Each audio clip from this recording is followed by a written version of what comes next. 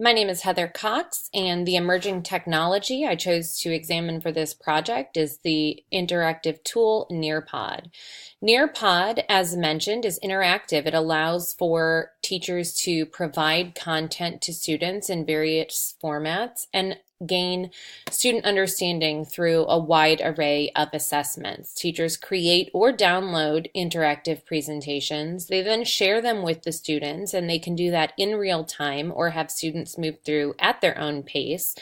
While the students are acting and submitting responses, they are able to get that data and make instructional decisions. So instead of waiting to grade papers to understand where students are with content, they're able to get that immediately.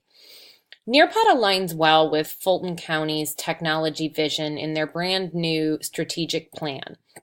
First of all, data-driven decision-making is a characteristic that Fulton is focused on.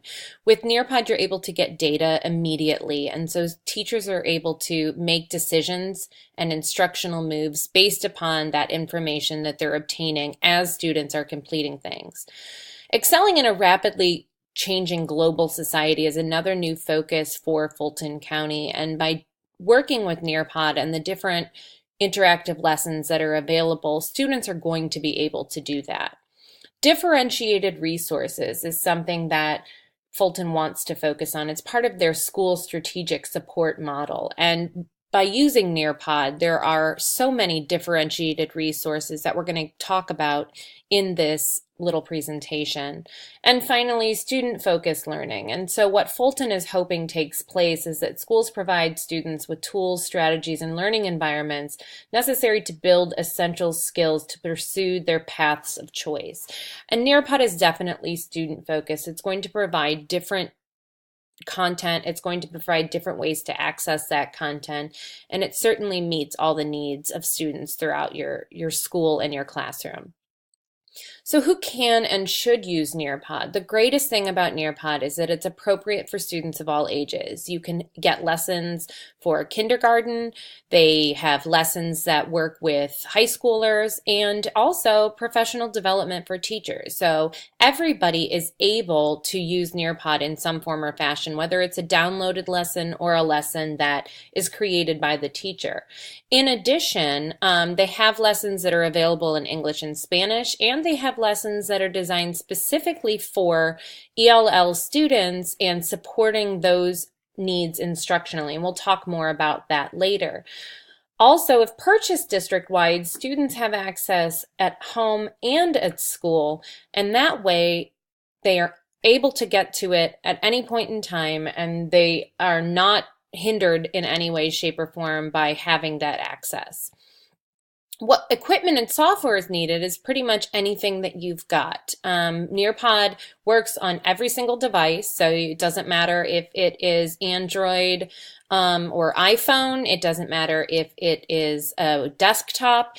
Nearpod is going to work on everything. And so what's great is that you don't need any specific equipment in order to make it happen. The app is free to download, so you don't have any cost associated with it, or it can always be accessed from a web-based platform.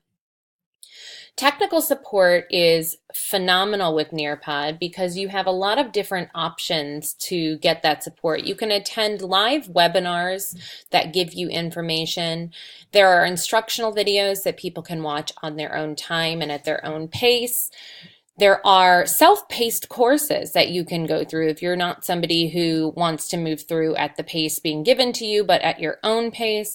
And then you can always access the Help Center, which is great because it's sorted by category and you can search for those resources. Additionally, Nearpod has an incredible Twitter account called @NearpodHelp, and they are able to support you at any point in time if you're having difficulties with Nearpod or the platform or whatever it may be.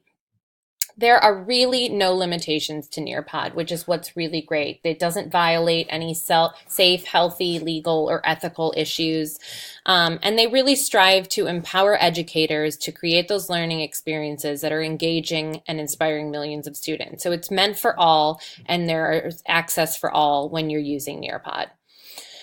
Now, the price of Nearpod can change. And it is free on a lot of accounts, but if we're speaking about making this something that the district wants to do throughout, individually, it would cost approximately $400,000 if you were counting about 4,000 teachers. But Nearpod, based upon district deals and bargains, will cost only $220,000 if it's purchased for all teachers. So the difference equates to about $55 per teacher versus $100 per teacher. And additionally, what's not included in that cost is the fact that teachers, when purchased district-wide, will have access to all of the content in Nearpod's store for free. So in addition to simply being a lower price by doing it district-wide, you also have access to a great deal more content, because the $400,000 price does not include content and actual information from the store. So different ways that Nearpod can be funded at the district level. Well, because it is used for learning and teaching, the learning and teaching department could potentially use this as part of its budget because it covers all subject areas. So it wouldn't be specific to one subject area in the school system. So anywhere from math to science to reading and language arts, everybody would fall under this learning and teaching umbrella. So it could become a part of the regular budget for this department. Additionally, in Fulton County schools, the budget that's used with the Vanguard team, who are your instructional technology coaches and leaders within your building, the funding can come from the budget that is given to Vanguard each year. Not the entire budget, but a piece of the budget can be used for that. Now, if we want to kind of break Nearpod down into the things that are essential for it, this is a general overview of how it can be used with interactive classes, ready-to-go lessons, you're engaging your students, you're sharing content and assessments in real time. You're able to monitor those students, and it's also great because students can join from anywhere. They do not have to be physically in your classroom. So when you're talking about meeting content standards and tech standards, there are pre-made resources that go across all grade levels and subject areas. Everything can be modified and adjusted. Again, you can do self-made resources, so they can be tailored specifically to your students, their skills, needs, and interests. And Nearpod has technology application lessons, which are devoted entirely to technology skills, but they also focus heavily on digital citizenship. To meet specific student learning goals and to promote things like scientific inquiry and authentic learning, you've got virtual reality lessons that students are able to access and participate in. You also have a new partnership with PhET and PhET simulations that are available in math and science for elementary, middle, and high school students. And finally, Nearpod 3D, which is perfect for scientific inquiry because it's got a lot of things like animals, the human body. It lets you really get inside and all around those different items. When we're talking about project-based or collaborative learning, Nearpod's new Collaborate feature is going to allow students to share thoughts, ideas, resources, and content. What's great is that they can also like another post to vote or agree with one another, and this can be used when we're talking about co-planning learning. Maybe a teacher says, please click on the 3 items that you think we should study in this next unit. And the teacher can use that as a guide when students vote on the different items that are selected.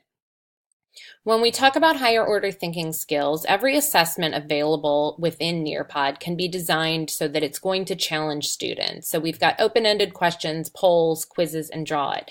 Depending on the way that that assessment is set up, students are going to have to use higher order thinking skills to demonstrate their understanding or their mastery of specific concepts. Nearpod also has research-based learner-centered strategies. What you're seeing on the screen are some survey results and information that Nearpod gathered during a specific study on student perspectives. And students are feeling like this is very centered around them. They feel good knowing that the teacher understands what they're doing.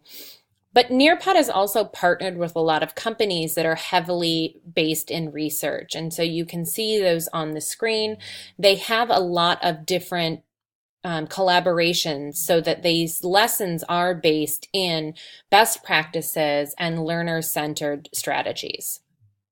The writing process and language domains come in heavily with the open-ended responses where students are able to write within it. They also have audio and video that you can use to practice the listening and the speaking domains that are included in school. When we're differentiating instruction to meet the needs of diverse learners, you'll notice that the self-paced delivery allows flexible pacing, and everything can be edited as well in order to allow teachers to make changes based upon their learners. But as mentioned before, Nearpod has what's called Nearpod for ELL, and it's designed based upon research-based practices that are set up to support the English language learner and scaffold things in a way that is different from your traditional classroom learner.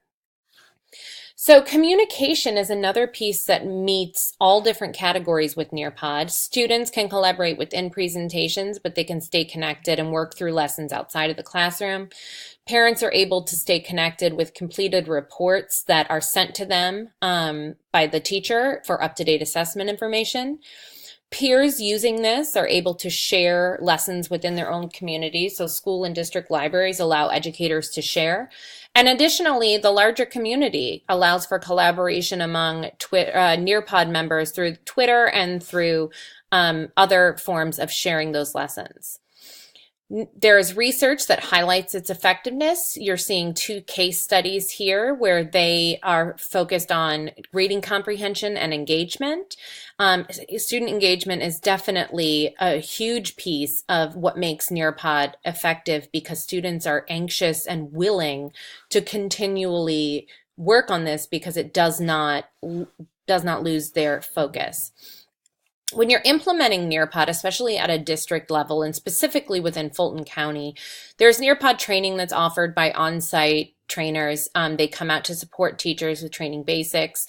In Fulton County, the Vanguard team members all receive continual training on Nearpod's uses and its features, and they are able to support members because there are Vanguard team members in each of the 100 Fulton County schools. Additionally, KSU ITEC coaches support nearly half of the schools in Fulton County, and they are all provided with consistent support and training, and they're able to redeliver that content. And that can be done through modeling, co-teaching, and co-planning. So these are the 3 most effective ways that they're going to be able to show Nearpod in action and have teachers use it with efficacy, because we've got job-embedded professional development, and that is found to be the most effective. So if we're implementing Nearpod, a sit-and-get training will not have the same effect that modeling, co-teaching, and co-planning will. In completing this project, although I was familiar with Nearpod, it's important to remember that when you're selecting technology for schools, it's more than just what looks cool or is fun to use. And so I think that's something that a lot of people will get caught up in when they are using technology, is that yes, it's engaging, but is it meeting learning needs and objectives?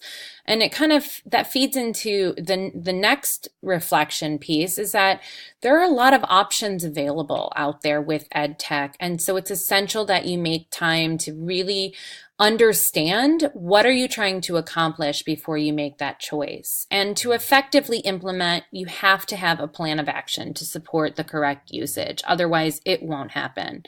But ultimately, I think for myself, I've learned that having a deeper understanding regarding the intricacies of technology selection is really important as a coach, as a facilitator, because if I don't have that, then I'm just selecting things because I feel like they're, exciting for a teacher to use. Research references are found here for the Nearpod supporting research. They can also be found at nearpod.com/case studies. Additionally, credits to the presentation template, which includes Slides Carnival and the little images, which are from death to the stock photo. And any Nearpod image was a screenshot taken directly from their website.